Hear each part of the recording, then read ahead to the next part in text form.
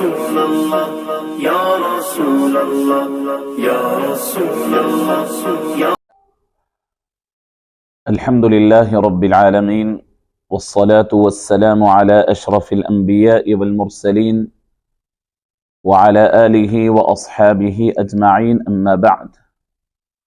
فأعوذ بالله من الشيطان الرجيم بسم الله الرحمن الرحيم ومن يتق الله يجعل له مخرجا ويرزقه من حيث لا يحتسب ومن يتوكل على الله فهو حسبه إن الله بالغ أمره قد جعل الله لكل شيء قدرا صدق الله مولانا العظيم وقال الله تبارك وتعالى في شأن حبيبه الكريم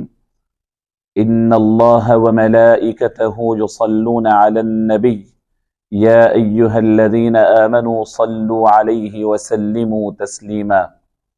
اللهم صل وسلم وزد وبارك على حبيبك سيدنا ونبينا ومولانا محمد وعلى آله وأصحابه أجمعين. عزیزان گرامی، بزرگوں، عزیز دوستو، آج ہم دکن کی ایک انتہائی عظیم بزرگ اور ہمدرد اور ایک ممتاز شخصیت جس کو اللہ رب العزت نے دکن کے تمام افراد کے لیے، ہر طبقے میں زندگی گزارنے والوں کے لیے نعمت عظمیٰ بنا کر کے اللہ نے پیدا فرمائی تھی، جن کے ذمے اللہ نے عوام و خواص، بادشاہ و رعایا، ہر ایک کی اصلاح اور ان کے اپنے ضروریات کی تکمیل میں رہنمائی اور رہبری، جن کا فرض منصبی اللہ نے بنایا تھا. میری مراد شیخ الاسلام عارف باللہ الحافظ امام محمد انوار اللہ فاروقی فضیلت جنگ علیہ الرحمت والرضوان سے ہیں. شیخ الاسلام دکن کی خوبیوں کو، دکن کی سرزمین کو لہلہاتا ہوا باغ بنانے والے، دکن کی سرزمین کو پوری دنیا کے اندر متعارف کرانے والے، سرزمین دکن کو علمی حلقوں میں مقبول بلکہ علمی حلقوں کو دکن کی طرف راغب کرنے والے، اور دکن کو ان لوگوں کی ضرورتوں کی تکمیل کا ذریعہ اور تکمیل کی جگہ بنانے والی شخصیت ہے. عزیزان گرامی، شیخ الاسلام کا عرس مبارک بہت قریب ہے. شیخ الاسلام ایک ایسی شخصیت کا نام ہے کہ اس وقت دکن میں رہنے والے، چاہے کسی طبقے کا انسان ہو، چاہے وہ مالدار ہو یا غریب ہو، دنیاوی تعلیم اور طبقے سے تعلق رکھنے والا ہو یا پھر علمی اور یعنی دینی اور اسلامیات سے تعلق رکھنے والا ہو، بڑے لوگ ہوں یا بچے ہوں، علمی دنیا سے تعلق رکھنے والے ہوں یا عوامی طبقے کے لوگ ہوں، آج سے گزشتہ 150 سال سے جتنے افراد دکن میں رہتے ہیں، چاہے وہ ان کی شخصیت کو جانے یا نہ جانے، پہچانتے ہوں یا نہ پہچانتے ہوں، لیکن ان کے مرہون منت ہے اور ان کی کارہائے نمایاں اور ان کے خدمات سے راست طور پر وہ مستفید ہو رہے ہیں. عزیزان گرامی، شیخ الاسلام عارف باللہ امام انوار اللہ فاروقی بانی جامع نظامیہ، یہ دراصل ناندیڑ کے ایک علاقے میں آپ پیدا ہوئے، دکن کی طرف تشریف لائے. بہت سارے آپ کی زندگی کے واقعات مختلف حضرات بیان کریں گے. میں ایک واقعے سے بات شروع کرنا چاہتا ہوں، اور وہی ان کی پوری زندگی کا اگر آپ کہیں تو وہ ایک ٹپر پوائنٹ ہم کہہ سکتے ہیں کہ کسی کی زندگی کو بہت بلند کرنے کے لیے ایک وقت آتا ہے، ایک ٹائم آتا ہے، اور اس وقت کا صحیح استعمال اور صحیح فیصلہ انسان کو بہت غیر معمولی اور عبقری بنا دیتا ہے۔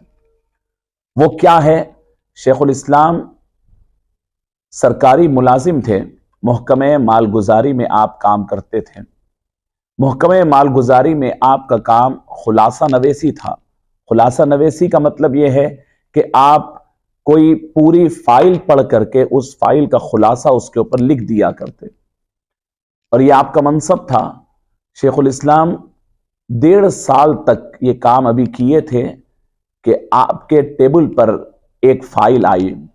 جس کے اندر سودی معاملہ داری لکھی ہوئی تھی، ربا کا معاملہ لکھا ہوا تھا، سودی لین دین کا معاملہ لکھا ہوا تھا۔ فائل اٹھا کر پڑھا تو دل ایمان سے منور تھا اور حلال روزی کمانے کے لیے آئے تھے، لیکن جب دیکھا کہ معاملہ سود کا ہے، سود لینا اور دینا،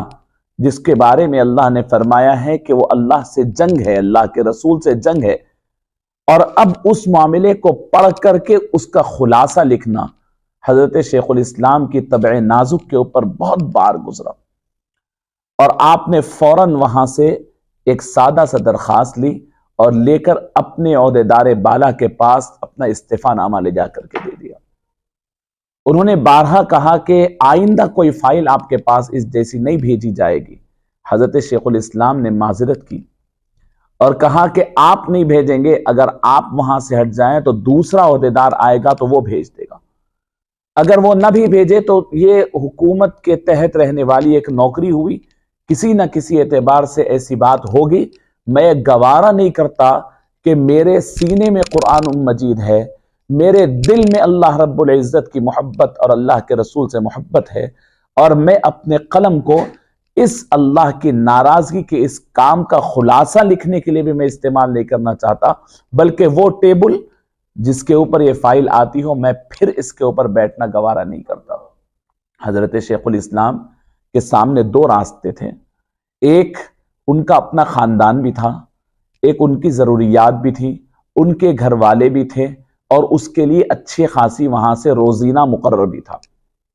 دوسری طرف اللہ رب العزت کی یہ آزمائش،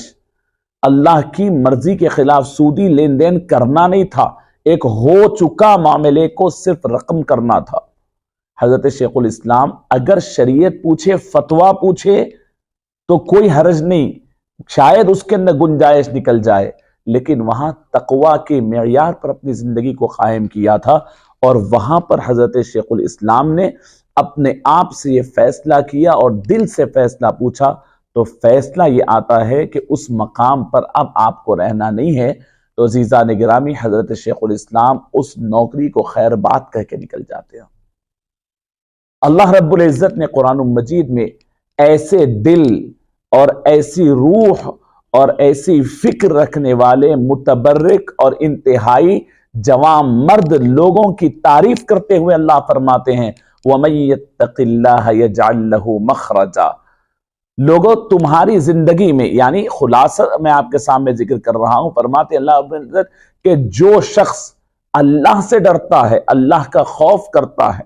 وَمَن يَتَّقِ اللَّهَ، جو اللہ سے ڈرتا ہے، یعنی جب زندگی میں 2 آپشنز آ گئے، ایک تقوی کا ہے اور ایک فتوے کا ہے، ایک اللہ سے ڈرنے کا ہے اور ایک رخصت کا ہے، جو تقوی کے راستے پہ چلتا ہے بظاہر تنگ ہوتا ہے، بظاہر رکاوٹ والا ہوتا ہے، بظاہر کانٹیوں والا ہوتا ہے، لیکن اللہ فرماتے ہیں کہ وہ جو بند گلی دکھ رہی ہے، وہ جو تنگ گلی تقوی کی دکھ رہی ہے، وہ ہم ایسے کھولیں گے۔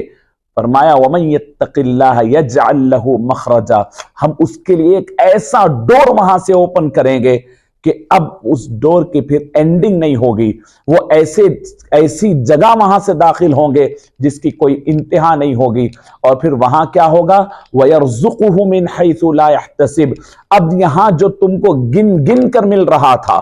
وہاں ہم ایسا عطا کریں گے جہاں تمہیں بے مانگے اتنا ملے گا کہ کوئی اس کا حساب نہیں ہوگا، بے حساب اللہ عطا فرمائے گا۔ پھر اس کے آگے اللہ رب العزت تعریف فرماتے ہیں وَمَن يَتَوَكَّلْ عَلَى اللَّهِ، دیکھو ایسے معاملے میں ایک ہوتا ہے اسباب دوسرے ہوتے ہیں مسبب الاسباب، اسباب کو چھوڑ کر مسبب الاسباب پر جو بھروسہ کرتا ہے، اللہ کے اوپر جو بھروسہ کرتا ہے، فہو حسبہ، اللہ اس کے لیے کافی ہے۔ ان اللہ بالغ امرہ، اللہ رب العزت اس کے معاملے کو تکمیل تک پہنچائے گا۔ قد جعل اللہ لکل شیء قدرا، اللہ رب العزت کے پاس ہر چیز کا ایک پیمانہ، ہر ایک کی ایک مقدار اور اس کا ٹائم، اس کا وقت مقرر ہے۔ حضرت شیخ الاسلام کے اوپر یہ آیت من و عن صادق ہوتی ہے۔ آپ دیکھیں کہ اس مالگزاری کے اس موقع اس کو چھوڑ کر کے نکلے، یہ کم از کم 1285 1286 کا واقعہ ہے۔ شیخ الاسلام کے والد ماجد جب تک حیات تھے اس وقت تک تو کوئی مشکلات محسوس نہیں ہوئے، لیکن 2-3 سال میں حضرت شیخ الاسلام کے والد ماجد گزر گئے اور اس کے بعد حالات تنگ ہونے لگے، گھر کے اخراجات بڑھ گئے، عام طور پر جو تنگیاں ہوتی ہیں وہ تنگی ہونے لگی۔ قریبی رشتہ دار جو جاننے والے بڑے لوگ تھے، سرپرست تھے، ملامت کرنے لگے، کہنے لگے کہ یہ ایسا فیصلہ کیوں کیا، سرکاری نوکری ملتی کسے ہے، وہ کیسے چھوڑ دیا۔ اب اس حالات میں ایک تو روزینہ کی تنگی، گھر کے اخراجات کی مشکل، پھر لوگوں کے تانے، لوگوں کی مشکل جملے کہ پھر چھوڑنے کے اوپر طرح طرح کی ملامت، حضرت شیخ الاسلام یہ پورا سہتے رہے۔ پھر یہاں سے حضرت شیخ الاسلام کے اوپر دروازے کھلنا شروع ہوئے۔ واقعات پورے نہیں بتلانا چاہتا، لیکن آپ جانتے ہیں کہ یہ وہ شیخ الاسلام جو ایک عام مالگزاری کے دفتر کے اندر ایک خلاصہ نویسی کا کام کرنے والے تھے، اللہ رب العزت کے خوف سے، اللہ کے تقوی سے چھوڑا تو اللہ رب العزت نے سلاطین آصفیہ کے استاد مقرر فرمایا۔ رب العالمین اسی کو کہتے ہیں یجعل لہ مخرجا ویرزقہ من حیث لا یحتسب، جہاں ایک چھوٹے سے محکمے میں کام کرنے والے تھے، لیکن اس کے بعد وہاں سے آپ کو لے جا کر آپ سلاطین آصفیہ کے آپ کو یعنی استاد مقرر کیا گیا، وہاں آپ کو ان کا معلم مقرر کیا گیا، اور پھر ایک نہیں 3 نسلوں تک انہوں نے سلاطین آصفیہ کو پڑھایا، ان کو مہذب کیا، ان کو علمی دنیا سے واقف کروایا، ان کی تربیت کی اور ان کی عظیم الشان تربیت عطا فرمائی۔ عزیزان گرامی، پھر آپ دیکھیے جامعہ نظامیہ کا قیام عمل میں آیا۔ میں آپ کو عرض کرنا چاہتا ہوں، حضرت شیخ الاسلام کے سماجی خدمات اصل میں میرا عنوان ہے۔ میں آپ کو عرض کرنا چاہتا ہوں کہ سماج کیا ہوتا ہے۔ سماج دنیا کے یعنی آپ کے اطراف رہنے والے تمام افراد سے مل کر کے سماج بنتا ہے۔ افراد میں تعلیم یافتہ لوگ بھی ہیں، غیر تعلیم یافتہ لوگ بھی ہیں، افراد میں دولت مند بھی ہیں، غریب بھی ہیں، افراد میں بڑے اعلیٰ عہدیدار بھی ہیں اور ایک عام سرکاری نوکری کرنے والا آدمی بھی ہے، افراد میں جو بادشاہان وقت، حکمران وقت، امیر امراء نواب بھی ہے اور ان کی رعایا بھی ہے۔ سماج کا جو ذمہ دار ہوتا ہے وہ پورے لوگوں کی ذمہ داری نبھاتا ہے، تبھی وہ صحیح طور پر سماج کا خدمت گزار ہوتا ہے۔ حضرت شیخ الاسلام امام انوار اللہ فاروقی رحمت اللہ علیہ کو جب یہ ان سلاطین آصفیہ کا استاد مقرر کیا گیا، آپ کو جب وہاں سے مراسلہ آیا، حضرت شیخ الاسلام نے، حضرت مسیح الزمان صاحب اس وقت میں تھے جو بڑی کوشش کر کے شیخ الاسلام کا وہاں تقرر فرمایا، حضرت شیخ الاسلام نے فرمایا کہ میں اس کو قبول کرنے والا نہیں ہوں، بادشاہوں کی دوستی اور ان کے مصاحب بننا یہ میری فطرت میں داخل نہیں ہے۔ حضرت مسیح الزمان صاحب نے بڑا اصرار کیا، شیخ الاسلام نے فرمایا استخارہ کروں گا، استخارہ کیا۔ میں وہ استخارے کی بات آپ کے سامنے بڑے بطور خاص عرض کرنا چاہتا ہوں۔ استخارہ میں آپ نے دیکھا کہ آپ دربار شاہی کی طرف اپنے ہاتھ میں کچھ دستاویز لے کر کے جا رہے ہیں، اوراق لے کر کے جا رہے ہیں۔ حضرت شیخ الاسلام نیند سے بیدار ہوئے، اب سمجھ گئے زندگی کا مقصد کیا ہے۔ اللہ رب العزت اشارہ کر رہے ہیں کہ تمہیں دربار شاہی میں پروقار انداز میں پوری عزت کے ساتھ ان کے استاذ بنا کر، ان کا سرپرست بنا کر، ان کے آپ سکھانے والے معلم بنا کر آپ کو داخل کیا جا رہا ہے، اور وہاں جانا آپ کو ہے تو آپ کے ہاتھ میں پوری قوم کے دستاویزات ہوں گے، پوری قوم کی امیدیں ہوں گے، توقعات ہوں گے، ان کے اصلاح کے کام ہوں گے، ان کی ضروریات ہوں گے۔ سلاطین کے سامنے عوام الناس کی ضروریات صحیح پیش کرنے والا نہ ہونے کی وجہ سے سلاطین بھی بگڑ جاتے ہیں اور حالات بگڑ جاتے ہیں۔ آپ کو مقرر اس لیے کیا جا رہا ہے کہ آپ پڑھانے تو جائیں گے، لیکن ان کے دل و دماغ کے اندر رعایا سے محبت، ان کی ضرورتوں کی تکمیل، ان کی تمام اوور آل ڈیولپمنٹ، یہ آپ کو کروانا ہے۔ یہ ایک خواب اور استخارہ حضرت شیخ الاسلام کو اپنی پوری زندگی کا ویژن سمجھا دی۔ عزیزان گرامی، یہ حضرت شیخ الاسلام کی سماجی خدمات اس استخارے کے خواب سے شروع ہوتی ہے، اور سماجی خدمات جو الگ الگ چیدہ ہے، میں اس کو ترتیب وار آپ کے سامنے عرض کرنا چاہتا ہوں۔ سماجی خدمت میں سب سے بڑی خدمت سماج کی جو ہوتی ہے، جو رسول اللہ صلی اللہ علیہ وسلم نے سکھائی ہے۔ حضور بھی سماج کی بھلائی کے لیے تشریف لائے تھے، بے شمار برائیاں سماج کے اندر تھی، لیکن حضور نے جو سب سے پہلی روشنی دی، جو سماج کے اندھیروں کو دور کرنے کے لیے، اندھیروں پر شکوے کرنے کے بجائے ایک روشنی پیدا کر دے تو اندھیرے خود بخود چھٹ جاتے ہیں، وہ روشنی علم کی ہے۔ رسول اللہ صلی اللہ علیہ وسلم تشریف لائے تو پہلی وحی اقرأ بسم ربک الذی خلق تھی۔ حضرت شیخ الاسلام بھی جب آپ کو سماجی خدمت کے لیے مقرر کرنا تھا تو سب سے پہلا کام تعلیم کا کیا۔ سماجی خدمت میں سب سے بڑی خدمت حضرت شیخ الاسلام کی تعلیم ہے، اور تعلیم میں سب سے بڑا کام جامع نظامیہ کا قیام ہے۔ جامع نظامیہ کا قیام حضرت شیخ الاسلام نے 1292 میں فرمایا۔ چھوٹے چھوٹے گھروں میں مدرسہ چلتے چلتے اتنا بڑا یعنی ادارہ قائم ہوا۔ میں آپ کو عرض کروں، شیخ الاسلام نے جامع نظامیہ کو قائم کیا، کیا سینیریو تھا؟ یہ اس لیے بھی عرض کر رہا ہوں کہ جامع نظامیہ اس وقت پورے ہندوستان نہیں، پوری دنیا کے اندر جامعہ اپنی ایک فکر رکھتا ہے، اپنا ایک مزاج رکھتا ہے، وہاں کے طلبہ کی اپنی ایک ڈگنیٹی ہے، ایک وقار ہے۔ اس کے پیچھے کیا یعنی کیا کام کار فرما ہے، آپ غور فرمائے۔ اس وقت 1292 کی بات ہے، جس وقت جامع نظامیہ کا قیام عمل میں آنے والا تھا مدرسے کا، اسی وقت حضرت زمان خان شہید صاحب رحمت اللہ علیہ، جو بہت بڑے استاد بھی تھے اور بڑے اہل سنت کے ایک بڑا جن کا مقام تھا، مسجد کے اندر قرآن مجید تلاوت کرتے ہوئے بیٹھے ہیں اور ان کو شہید کر دیا جاتا۔ دیکھیں، یہ زمان خان شہید صاحب، حضرت علامہ زمان خان شہید صاحب کی شہادت کوئی معمولی واقعہ نہیں تھا۔ یہ مسلکی تشدد اور مسلکی اختلافات کا عروج تھا۔ تعصب کا یہ عالم ہو گیا تھا، میں اچھا اور تو حق پر اور میں حق پر۔ اس پر کسی عام آدمی تو کیا، کسی علماء کی، کسی عالم کی، کسی یعنی بڑے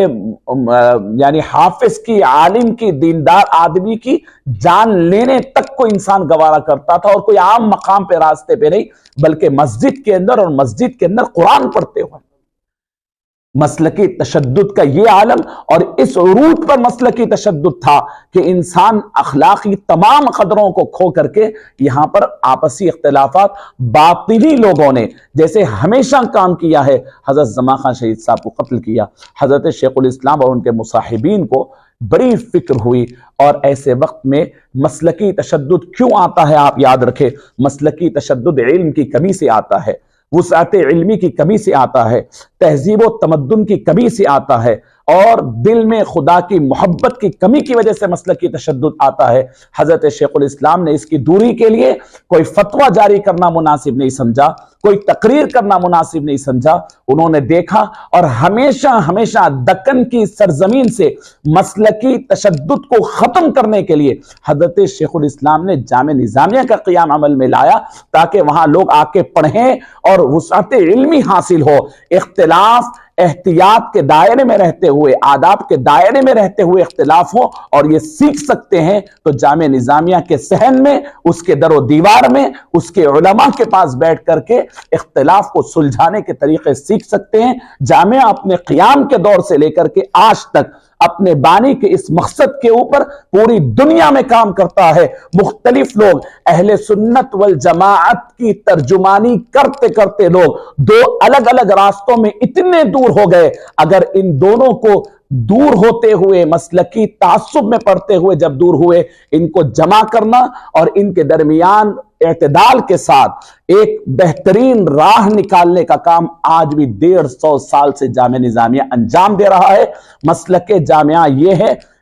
مسلک اہل سنت کی ترجمانی سب کی رعایت کرتے ہوئے، باطل فرقوں کا رد کرتے ہوئے، حق کو صحیح واضح کرتے ہوئے، مثبت انداز میں، طبیعتوں میں نفرتیں پیدا کیے بغیر، تشدد پیدا کیے بغیر اگر کوئی کرتا ہے تو وہ جامعہ نظامیہ ہے۔ یہ مثال پورے ہندوستان میں نہیں، پوری دنیا میں عنقا ہے۔ آج دکن کے اندر ہم جانتے ہیں کہ جو مسجد میں چلے جائے لوگ رغبت سے کہتے ہیں کہ ہمیں جامعہ کا عالم چاہیے جو آئے تو مسجد میں اختلاف نہیں ہوتا، مسجد میں تشدد نہیں ہوتا، مسجد کے تمام لوگ کسی بھی مکتب فکر کے ہو وہ آرام و سکون کے ساتھ نماز پڑھتے ہیں، اہل سنت کو برقرار بھی رکھتے ہیں اور دوسروں کے ساتھ اخلاقی خرابیاں، مسلکی تشدد، ایک قسم کی نفرت کا ماحول نہیں پیدا کرتے۔ آج پورے دکن کے اندر جامعہ کے علماء کی ایک مانگ ہے اور لوگ چاہتے ہیں کہ کوئی باہر کا بھی آدمی اگر شمالی ہند کا آئے تو پہلے جامعہ نظامیہ سے امتحان دے دو، وہاں کے علماء سے کچھ تربیت حاصل کر لو، دکن کے مزاج کو سمجھ جاؤ، کیونکہ ہمارے بانی نے اس تشدد کو 150 سال پہلے اس تشدد کی بیخ کنی کر کر دکن سے نکال دیا۔ یہی وجہ ہوئی کہ الگ الگ علاقوں میں جہاں تشدد کی وجہ سے لوگ پریشان ہوتے ہیں، مسلکی تشدد سے بیزار ہو جاتے ہیں، وہ اپنے علاقوں کو چھوڑ کر آج بھی دکن کا رخ کرتے ہیں، اور دکن اپنی دامن کی وسعت کی وجہ سے دامن کو وسیع کر کر ان کو اپناتا ہے، ان کو خدمات فراہم کرتا ہے، ان کو پروان چڑھاتا ہے، ان کو یہاں رہنے کا موقع دیتا ہے، اور یہ ان سے اپیل کرتا ہے کہ یہاں آنے سے پہلے اپنی زبان میں اعتدال، فکر میں اعتدال، اپنی سب چیزوں میں ٹھہراؤ پیدا کر کے آؤ۔ یہاں دین کا کام ہوتا ہے، مسلکوں کی برانڈنگ اس سرزمین پہ نہیں ہوتی ہے۔ یہ ہے تعلیم۔ حضرت شیخ الاسلام تعلیم، دینی تعلیم کے لیے جامعہ نظامیہ کا قیام عمل میں لائے، اور پھر ساتھ میں دنیاوی تعلیم کے لیے اپنے شاگرد رشید حضرت عثمان علی خان اعلی حضرت کو عثمانیہ یونیورسٹی کے قیام کی ترغیب دی۔ حیدرآباد دکن کے اندر انوار علوم کالج ایک مشہور ترین کالج ہے۔ حیدرآباد کے تقریباً گریجویٹس اور جونیئر کالج کے فارغ تمام طلبہ آج باہر رہتے ہیں، وہ تقریباً انوار علوم کالج سے فارغ ہیں۔ انوار علوم کالج یہ حضرت شیخ الاسلام کے شاگرد رشید نے حضرت انوار اللہ فاروقی صاحب کے نام پر اس کالج کو قائم کیا تھا۔ بہت سارے گریجویٹس، دنیاوی تعلیم یافتہ افراد اس حقیقت سے واقف نہیں ہیں۔ عزیزان گرامی، میں وقت کی کمی کی وجہ سے تعلیم کی 2 شاخ آپ کو بتلا دیا۔ تعلیم کی ترویج کے لیے عوام، یہ اب جب طلبہ ادھر پڑھتے ہیں، کہاں؟ جب جامعہ نظامیہ میں پڑھتے ہیں، پڑھ کر کے فارغ ہو جائے اور تحقیق کا مادہ ان کے اندر پیدا ہو، تو تحقیقات کے لیے دائرۃ المعارف کو انہوں نے قائم کیا۔ پھر اس کے لیے ضروری ہے کہ کسی ریسرچ اسکالر کے لیے، کسی محقق کے لیے لائبریریز کی ضرورت ہے، اور آپ نے آصفیہ اسٹیٹ سینٹرل لائبریری، میں کبھی صرف اسٹیٹ سینٹرل لائبریری کے متعلق آپ کو بتاؤں گا کہ کتنی علمی ذخائر یہاں پر موجود ہے، پوری دنیا بھر سے علمی ذخائر یہاں پر لا کر آصفیہ اسٹیٹ سینٹرل لائبریری میں حضرت شیخ الاسلام یہاں پر رکھے ہیں۔ عزیزان گرامی، حضرت شیخ الاسلام کی دنیاوی تعلیم کے لیے، دینی تعلیم کے لیے، تعلیم کے ذریعے ایک روشنی پیدا کی جس سے سماج کے اندر کی روشنی آ جائے۔ تعلیم کے بعد رفاہی کاموں کی طرف میں آنا چاہتا ہوں۔ عزیزان گرامی، رفاہی کاموں میں سب سے بڑا کام تعلیم ہوتی ہے، تو بہت سارے مقام تعلیمی ادارے ہندوستان بھر کے اندر ہیں، لیکن تعلیم جو پڑھنے کے لیے آتے ہیں وہ خواص ہوتے ہیں،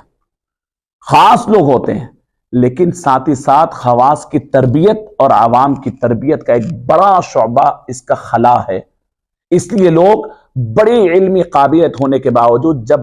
باہر نکلتے ہیں تو تربیت کے فقدان کی وجہ سے ان کے خدمات لوگ صحیح حاصل نہیں کر سکتے۔ تربیت کے میدان میں آئے، اس کے لیے شیخ الاسلام 2 الگ الگ نظام رکھے تھے۔ ایک خواص کی تربیت، خواص سے مراد ایک زمانے سے یہاں رواج چلتا آیا تھا، جو دینی مناصب ہے، منصب ہے، جیسے مؤذنی کا منصب، خطابت کا منصب، امامت کا منصب، خضاعت کا منصب، مرشدی مریدی کے اندر وہاں پر سجادوں کا منصب، یہ مناصب باپ داداؤں کی وجہ سے ساتھ چلتی آتی تھی۔ تو دادا پردادا کبھی پڑھے تھے تو اس کے بعد ان کے والد، اس کے بعد بچہ پڑھے یا نہ پڑھے، مؤذن صاحب کا بیٹا مؤذن بن جاتا، امام صاحب کا بیٹا امام بن جاتا، خطیب صاحب کا بیٹا خطیب بن جاتا، قاضی صاحب کا بیٹا قاضی بن جاتا، بہت بڑے مرشد صاحب کا بیٹا ان کے سجادہ بن کے بیٹھ جاتا، لیکن ان لوگوں کے اندر قابلیت نہیں تھی۔ اب ان لوگوں کو آ کر جامعہ نظامیہ میں پڑھنے کے لیے 8 سال 10 سال بولے تو یہ ممکن نہیں تھا۔ حضرت شیخ الاسلام نے درمیانی راہ نکالی، کیونکہ ایک مؤذن کی وجہ سے پورا محلہ اذان سنتا ہے، امام کے پیچھے پورا محلہ نماز پڑھتا ہے، خطیب کی تقریر سنتا ہے، ایک مرشد کے ہاتھ میں سینکڑوں لوگ بیعت کرتے ہیں، اور یہ لوگ دین سے ناواقف، شریعت کے بنیادی چیزوں سے ناواقف۔ عوام کی اصلاح سے پہلے ان خواص کی اصلاح ضروری ہے، اور پوری ہندوستان میں ایسا کوئی نظام نہیں ملتا کہ یعنی جامعہ کو یا مدرسے میں داخلہ لیے بغیر ان کو اپنے منصبوں پہ رکھتے ہوئے ان کی اصلاح کی جائے، ان کو ان کے مقام دے کر کے اصلاح کی جائے، اور مختصر مدتی ان کی ضرورت کی تکمیل کا کورس بنا کر کے ان کو اپنے ہی منصب کے قابل بنائے۔ حضرت شیخ الاسلام نے اہل خدمات شرعیہ کا نصاب بنوایا اپنے شاگرد رشید کو بول کر، اور فرمایا کہ پورے بلدہ کے اندر، اطراف کے اندر کوئی ایک بھی مؤذن جب تک مؤذنی کا امتحان نہ دے دے وہ اذان دینے کے لیے نہ چڑھے، پہلے مؤذنی کا ایگزام دے، اس کے بعد مؤذن بن جائے پورے شہر کے اندر۔ اس لیے کہ مؤذن کو صرف آج کی طرح گھڑی دیکھ کر اذان دینا نہیں تھا، اس وقت سورج کو دیکھ کر وقت جاننا اس کے لیے ضروری تھا۔ فرمایا رسول اللہ صلی اللہ علیہ وسلم نے کہ مؤذن یہ ضامن ہوتا ہے، وہ ضامن ہوتا ہے وہ وقت پہ اذان دے۔ مؤذنی کا امتحان دلایا۔ امامت کے لوگ ٹھہر جاتے، امامت کے مسائل سے واقف نہیں، امامت کا پورا کورس بنوایا، اور باضابطہ کورس کے اس کو پڑھو اور امتحان دو اور امام کے منصب پہ جاؤ۔ خطابت کے ایگزام کا امتحان دلوایا تاکہ خطیب کی ذمہ داریاں معلوم ہو، فرائض و واجبات سے واقفیت ہو، اس کے منصب کے اوپر ٹھہرنے کے لیے اس کا باضابطہ امتحان دلوایا۔ قاضی حضرات قضاءت کے معاملات سے واقف نہیں، نکاح طلاق کے معاملات سے واقف نہیں، اور دیگر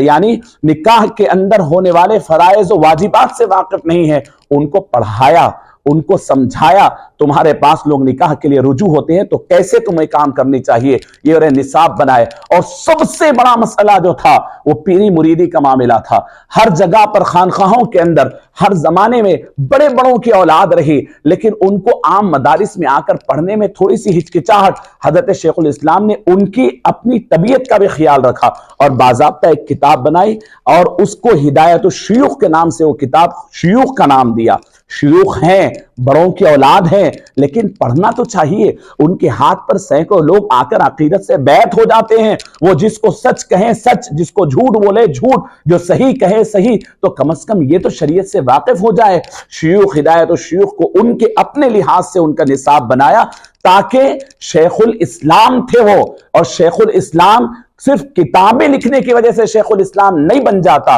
کوئی انسان شیخ الاسلامی والمسلمین اس وقت بنتا ہے جب پورے سماج پہ اس کا کنٹرول ہو، پورا سماج اس سے استفادہ کرے۔ صرف ایک کونے میں بیٹھ کر کتابیں لکھ کر کے لوگوں میں عام کر دیں تو اس سے کوئی شیخ الاسلام نہیں ہوتا۔ شیخ الاسلام وہ ہوتا ہے جو اپنی کتابیں تو کم، لیکن اپنی سماجی خدمات، اپنے اطراف ہونے والے سب کو صحیح راہ اور پھر معتدل فکر کے ساتھ اور باضابطہ ان کو اس منصب کے قابل بنا دے، اور اپنے فیض کے دریا عام کر دے۔ کسی مسجد سے صحیح اذا ہو رہی ہے تو وہ شیخ الاسلام کا فیض ہے، کسی مسجد سے اگر نماز صحیح الفاظ میں ہو رہی ہے تو وہ شیخ الاسلام کی دین ہے، کسی ممبر سے اگر پورا شریعت کے مطابق خطبہ ہو رہا ہے تو وہ شیخ الاسلام ہے۔ عزیزان گرامی، اگر کسی قاضی کے پاس صحیح طور پہ قضاءت کے کام ہو رہے ہیں تو پھر وہ حضرت شیخ الاسلام کا فیض ہے۔ پورے خانقاہوں کے اندر جتنے بیٹھے ہوئے مرشدین ہیں، اگر وہ شریعت کے پابند ہے اور شریعت کے مطابق انہوں نے کام کیا ہے تو پورے دکن کے تمام منصبوں پر، سجادگوں پر بیٹھنے والے تمام کے تمام حضرت شیخ الاسلام کے معتقد ہے، حضرت شیخ الاسلام کے فیض یافتہ ہے، اور حضرت شیخ الاسلام کی علمی سرپرستی ان کو حاصل ہے۔ عزیزان گرامی، یہ اس کو کہتے ہیں شیخ الاسلام۔ شیخ الاسلام پوری آصفیہ سلطنت کی طرف سے دیا ہوا ایک لقب ہے، اور ایک منصب کا نام شیخ الاسلام ہے۔ جب انسان اتنا وسیع کام کرتا ہے تو اس کے بعد لوگ اپنے دل کی گہرائیوں سے اس کے جانے کے 150 سال کے بعد تک 100 سال کے بعد تک بھی اسے شیخ الاسلام کہہ کے یاد کرتے ہیں، اس لیے کہ جہاں جاؤ ان کے فیض دکھتا ہے، اور پوری ریاست دکن پوری دنیا کے لیے، پورے ہندوستان کے لیے ایک آئیڈیل ریاست بنتا ہے۔ لوگ بھیج بھیج کر یہاں کے نظام دیکھنے لگاتے ہیں کہ یہاں کے لوگوں کو ایسا اطمینان قلب کیوں ہے، یہاں کے لوگ لڑتے کیوں نہیں ہیں، بھیڑتے کیوں نہیں ہیں، ان کے مساجد کے اندر جھگڑے کیوں نہیں ہوتے ہیں۔ ہر قسم کے مسلکی اختلاف کے باوجود ایک اخلاق، کردار، ٹھہراؤ، تحمل، برداشت اور سب ایک دوسرے کا لحاظ یہاں کی گٹی میں اور یہاں کے نیچر میں حضرت شیخ الاسلام نے بڑی ہی دعا اور محنتوں کے ساتھ داخل کیا ہے۔ عزیزان گرامی، یہ ہوئے خواص کی خدمات۔ اس کے بعد عوام الناس کی خدمات کے متعلق سماعت فرمائے۔ عوام الناس کی خدمت کے لیے شیخ الاسلام نے انجمن اصلاح مسلمانان قائم کیا۔ عوام کی اصلاح کا مطلب بھی یہ نہیں ہوتا کہ ہر آدمی اٹھے اور عوام کی اصلاح کرنے لگ جائے، جس کو جو چاہے سمجھ میں آئے۔ حضرت شیخ الاسلام نے باضابطہ طور پر واعظین کی ایک جماعت قائم کی تھی، ان کو اپروف کیا تھا جامع نظامیہ سے کہ تم دینی خدمات کرو، تمہارے معاش کی فکر نہ کرو، اس کو ہم بیت المال سے تمہارے معاش کا انتظام کریں۔ تمہارا کام ہے گاؤں گاؤں جائیں، اضلاع میں جائیں، مختلف مقامات پر ایک ترتیب کے ساتھ، ایک نظم کے ساتھ تقریر کریں، نکل جائیں۔ نہیں، حضرت شیخ الاسلام نے باضابطہ واعظین کو مقرر فرمایا جو پورے جہاں اضلاع میں عوام الناس تک پہنچ کر یہ کام ہوتی۔ عوام الناس میں دینیات کا باضابطہ کورس اور دینیات کی تعلیم کو حضرت شیخ الاسلام نے عام کیا۔ وہ خواص کی تربیت تھی، یہ عوام کی تربیت کے لیے شیخ الاسلام نے انجام دیا۔ ایک بہت بڑی بات آپ کے سامنے عرض کرتا ہوں، رفاہی خدمات اور سماجی خدمات کی بات کر رہے ہیں۔ سماجی، ایک عالم دین جب بنتا ہے، ایک محقق بن جاتا ہے، ایک مفتی بڑے درجے کا محدث بن جاتا ہے، تو عام طور پر اسے فرصت ہی نہیں ملتی کہ عوام کی ضروریات کو دیکھ سکے۔ شیخ الاسلام والمسلمین، آپ یاد رکھیں، سلطنت آصفیہ کے صدر الصدور تھے۔ آپ منسٹر آف یعنی ریلیجیس، یعنی پورے جتنے بھی مذہبی امور ہوتے اس کے آپ منسٹر تھے۔ پورے شیخ الاسلام کا مطلب کیا ہوتا ہے یاد رکھیں، اسلام کے متعلق اٹھنے والی تمام کتابیں، لکھی جانے والی تمام کتابوں پہ نظر ہو، تمام تحریکات پہ نظر ہو، تمام بولے جانے والی باتوں پہ نظر ہو، اور وہ سب کے اندر جہاں ضرورت پڑے اصلاح کرے، کتابیں اٹھا کر کے پڑھ لے، پورے ہندوستانی نہیں دنیا بھر سے جہاں کہیں اسلام کے نام پر کوئی بات ہوتی، شیخ الاسلام اس کے اندر ہونے والی باریک غلطیوں کی تنبیہ کرتے اور اصلاح کی طرف توجہ دلاتے۔ یہ نہیں دیکھتے کہ وہ ہمارا ہے یا غیر ہے، یہ دیکھتے کہ اس کی ایک غلطی امت مسلمہ کو گمراہ کر سکتی ہے۔ شیخ الاسلام نے اس کا بڑا کام کیا، علمی کام۔ آپ محدث بھی ہے، مفسر بھی ہے، فقیہ بھی ہے، اور بہت بڑے علم الکلام کے ماہر متکلم بھی ہے، تحقیقات بھی آپ کے ہیں، حدیثوں کے اوپر بڑا کام ہے۔ عوام کے کاموں کی طرف رجحان دیکھیں۔ میرا عنوان ہے سماجی خدمات۔ نواب میر محبوب علی خان، چھٹے نظام کا انتقال ہوا۔ یہ میں ہمارے علماء سے بھی اور آج کے زمانے کے تمام لوگوں سے میں اپیل کرتا ہوں کہ کس طور پہ سماجی خدمات کے مواقع کو آپ بنانا پڑتا ہے۔ مواقع کو محبوب علی خان صاحب کا انتقال ہوا، ان کی برسی کا وقت آیا، بادشاہ سلامت کے استاد والد ہیں، برسی کا وقت آیا، تو برسی کا وقت آنے کے بعد کیا معاملہ ہے، تو بے حساب صرفہ ہوگا، پیسہ نکلے گا۔ تو آپ نے بیت المال سے جو اس وقت کا وزیر خزانہ تھا اس سے پیسے جاری کروائے کہ ہاں آپ کا برسی ہوگی، لیکن برسی کروانے والا جو استاد تھا وہ انتہائی معقول، اور برسی کے معاملہ عام طور پر صرف کھانا کھلاؤ ختم کر دو نہیں، اس فنڈ کو جو برسی کا ہے وہ لے کر غریب بچیوں کی شادی اور خاص طور پر غریب سادات کرام کی شادیوں کا انتظام فرمایا۔ میں عرض کرتا ہوں، پوری جامعہ برادری سے عرض کرتا ہوں، ہمارے شیخ الاسلام نے صرف مائک پر رہ کر کام نہیں کیا، وہ اس طریقے کے بہترین یعنی کارہائے نمایاں اور ایسے فکر دیے کہ آج کتنے سرمایہ داروں کے پاس برسیاں ہو رہی ہیں، زیارتیں ہو رہی ہیں، اس کو مختصر کر کر اس پیسے کو اس طریقے سے کنورٹ کریں جو آج غریب غربا کی شادیوں کی جتنی بہتات یہاں پر ہے لوگ کرا رہے ہیں، اس کا پورا سہرا سب سے پہلے حضرت شیخ الاسلام کو جاتا ہے۔ نواب میر محبوب علی خان کی برسی کے پیسوں سے آپ نے ایک نظام قائم کر دیا تھا کہ غریب بچیوں کی شادیاں جو خاص طور پہ سادات کرام کے ہو ان کے بچیوں کی شادیاں کرائے جائے، رفاہی کام ہے۔ عزیزان گرامی، آپ جانتے ہیں کہ ایک عالم دین کا عالم ہمارے پاس یہ ہوتا ہے کہ وہ خود سودا لینے نہیں جاتا۔ شیخ الاسلام کی نگاہ دل تڑپتا تھا، تڑپتا دل رکھتے تھے، سودا لینے جاتے، گوشت کی دکان پہ گوشت ہے تو فکر گئی کہ بکرا کٹتا کہاں ہے، جانور کٹتا کہاں ہے، وہاں پر پہنچے اور وہاں پر دیکھا، اور دیکھ کر کے عجیب تعجب کی بات ہے، سینکڑوں جگہ پر جس کے ہاتھ میں بکرا آیا ذبح کیا اور پھر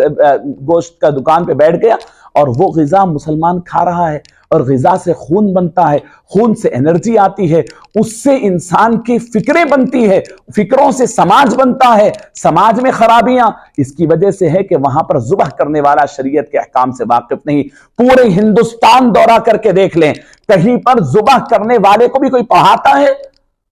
ذبح کرنے والے کو پڑھایا ہے، ذبح کے مسائل پڑھائے ہیں، تجوید کو درست کیا ہے، بسم اللہ اللہ اکبر بولنا سکھایا ہے، کتنے رگ کاٹنے سے ذبح صحیح ہوتا ہے یہ بتلایا ہے، باضابطہ ایک نصاب بنایا، ملا نام کا نصاب بنا کر۔ آج بھی جامعہ نظامیہ میں ملا کا امتحان ہوتا، مقرر کر دیا کہ یعنی مسلخوں کے اندر صرف وہی آدمی ذبح کرے گا جو جامعہ نظامیہ سے ملا کا ایگزام دے دیا ہو۔ آپ یاد رکھیں، یہ ایسی فکر ہے جو لوگوں کے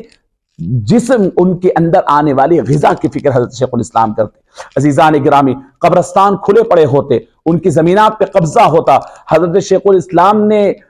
بلدہ شہر کے اندر اور اطراف کے قبرستانوں کی حصار بندی کروائے، اور اتنے مسجدیں پہلے کے بادشاہوں کے دور میں بن گئی تھی، اب غیر آباد ہے، تمام کو آباد کرنا۔ آج حیدرآباد کے اندر مساجد کو آباد کرنے کی بڑی تحریکیں چل رہی ہیں۔ میں حضرت شیخ الاسلام کا ایک روحانی فرزند ہونے کے ناطے یہ بتلاتا ہوں کہ مساجد کی حفاظت کی سب سے پہلا بیڑا اور اس تحریک کی آغاز حضرت شیخ الاسلام نے کیا تھا، اور انہوں نے غیر آباد مساجد کے اطراف بڑی بڑی دیواریں اٹھا کر کے اس کو محفوظ کر دیا کہ کبھی دور میں، یعنی آج کا دور جیسے ہوگا، موقع ملے گا تو مسلمانوں کی آبادی بڑھے گی تو یہ دیواروں کو ہٹا کر مساجد کو آباد کر دیں گے، ورنہ مساجد مسمار ہو جائیں گے۔ آج جو حیدرآباد دکن کے اندر سینکڑوں مسجدیں غیر آباد دکھ رہے ہیں اور محفوظ بھی ہیں، تو حضرت شیخ الاسلام کے کیے ہوئے کارناموں کی وجہ سے محفوظ ہے۔ عزیزان گرامی، ناپ تول بازار میں نکلے، ناپ تول میں کمی ہے، حضرت شیخ الاسلام نے ایک ایک کو پکڑ کر اس ناپ تول کی کمی کے اس کام کو دور کیا اور اس کی اصلاح کروائی۔ میں آپ کو کیسے عرض کروں کہ سیاہ جات جو نکاح کے موقع پر ہوتے ہیں، بہت بڑی غلطیاں یہاں پر تھی۔ ہوتا یہ تھا کہ کوئی آدمی پیسے والا آدمی ہوتا، غریب کی بچی پسند آتی، لے کر چلا جاتا، کسی کو گواہ بناتا اور اس کو نکاح کر لیا، اس کے ساتھ زندگی گزارتا۔ لیکن جیسے ہی وراثت کی تقسیم آتی، بتاتا میں تیرے سے نکاح ہی نہیں کیا، کوئی گواہی نہیں ہوتی، کوئی لکھا پڑھا ہی نہیں ہے۔ بہت سارے لوگ جھوٹے دعوے دار ہو جاتے کہ یہ فلاں میری منکوحہ ہے، اس کی جائیداد میں حصے دار ہو جانے کے لیے، اور طرح طرح کی پریشانیاں تھی۔ حضرت شیخ الاسلام نے باضابطہ سیاہ جات کا نظم کیا اور اتنا منظم بنایا کہ آج ایک بہت بڑی بات آپ کے سامنے عرض کرنے جا رہا ہوں۔ شیخ الاسلام کے بنائے ہوئے سیاہ جات لوگوں کے نکاح کو تو مستحکم کیے، لوگوں کی نسبوں کو یعنی استوار کیا، نسب محفوظ رہے، نکاح محفوظ رہا، ڈاکومنٹس محفوظ رہے، یہاں تک کہ آج سے 2-3 سال پہلے جب NRC CA کا معاملہ آیا، لوگوں کے پاس ڈاکومنٹس نہیں تھے، اپنے یہاں کے ہونے کے ثبوت پیش کرو، تو دکن والوں کو ایک اطمینان یہ تھا کہ دکن کے اندر جو لوگ رہتے ہیں ان کو 5-10 سال نہیں، 20-50 سال نہیں، 150 سال کے زائد کے ڈاکومنٹس، ان کے آبا و اجداد کے ڈاکومنٹس خزانہ کے دفتر میں موجود ہے، اور یہ حضرت شیخ الاسلام کا کارنامہ ہے۔ آپ کا نکاح، آپ کے والد کا نکاح، آپ کے دادا کا نکاح، آپ کے پردادا کا نکاح، سیاہ جات موجود ہیں، وہ ابھی بھی محفوظ ہے، خزانہ کے دفتروں میں 200 سال 150 سال پرانے ڈاکومنٹس موجود ہیں۔ میں آپ کو عرض کر رہا ہوں، یہ شیخ الاسلام کے کارنامے ہیں۔ بہرحال عزیزان گرامی، بہت ساری چیزیں تھی، تجہیز و تکفین کا معاملہ ہے، اضلاع سے یہ خبریں آتی تھی، کوئی پڑھائی لکھائی کا معاملہ نہیں، انسان انتقال ہوتا تو وہاں کے جیسا بھی ان کو سمجھ میں آتا وہ کپڑے میں لپیٹ کے ایسے ہی گڑے میں ڈال دیتے تھے۔ حضرت شیخ الاسلام نے باضابطہ غسالوں کی جماعت کو تیار کیا، ان کو پڑھایا اور ان کو پھیلا دیا پورے شہر اور بلدہ کے اندر کہ جاؤ، یہ کبھی کسی کوئی مسلم کبھی انتقال ہو تو اس کی تدفین اور آخری مراحل شریعت کے مطابق ہو۔ عزیزان گرامی، شیخ الاسلام کے روحانی فرزند ہیں اور ہم تمام جامعہ کے فرزندان اس بات پر فخر محسوس کرتے ہیں کہ اللہ رب العزت نے ہمیں ایک ایسا بانی عطا فرمایا، ایک ایسا راہبر عطا فرمایا، ایک ایسا شیخ الاسلام عطا فرمایا کہ جس کے ہوتے ہوئے کبھی ہمیں کوئی محتاجی کی ضرورت نہیں، نگاہ اٹھا کر کسی دوسروں کی طرف دیکھنے کی ضرورت نہیں، اور بلکہ انتہائی متشدد ترین لوگ اگر دکن کے اندر آ جاتے ہیں تو ان کے تشدد پہ کنٹرول پڑ جاتا ہے۔ انتہائی بے دین لوگ دکن کے علاقوں میں آ جاتے ہیں تو انہیں دکن کی دینداری اور یہاں کی ابھی بھی جو کچھ بچی کچی یہاں پر دینداری ہے وہ دیکھ کر احساس ہونے لگتا ہے کہ آج بھی یہاں کی خواتین برقع پوش ہیں، آج بھی یہاں کے نوجوان بچے اگرچہ دینی ماحول سے نہ ہو، ان کے چہروں پہ داڑیاں سجے ہوئے ہیں، سر پہ ٹوپی ہے، مساجد آباد ہے، خانخواہیں آباد ہے، مدرسوں پہ مدرسے قائم ہوتے ہیں، کوئی بہت بڑی بوم پٹارے کے بغیر حضرت شیخ الاسلام کی ایک تحریک چلتی ہے اور پورے دکن پر اس کا راج ہے۔ علماء کی حوصلہ افزائی کی، خطبہ کی حوصلہ افزائی کی، مصنفین کی حوصلہ افزائی کی، ہندوستان بھر کے اندر کوئی مصنف بڑی کتاب لکھتا، شیخ الاسلام حضرت اعلیٰ حضرت کو بول کر اس کے لیے وظیفہ جاری کراتے۔ میں آپ کو عرض کروں، کتابوں میں لکھتے ہیں، علامہ شبلی صاحب کا رد کرتے ہیں، ان کی فکر کی بعض غلطیوں کا رد بھی کرتے ہیں، لیکن جب وہ سیرت النبی لکھنے کے لیے بیٹھتے ہیں تو اعلیٰ حضرت کو بول کر سیرت النبی کے لیے وظیفہ بھیجتے ہیں۔ سیرت النبی پورے ہندوستان میں مشہور ترین سیرت کی کتاب ہے، لیکن اگر وہ لکھی گئی ہے تو وہ سلطنت آصفیہ کے صرفے پر امور مذہبی کے ذمہ دار شیخ الاسلام کی تحریک پر دیے گئے پیسوں سے۔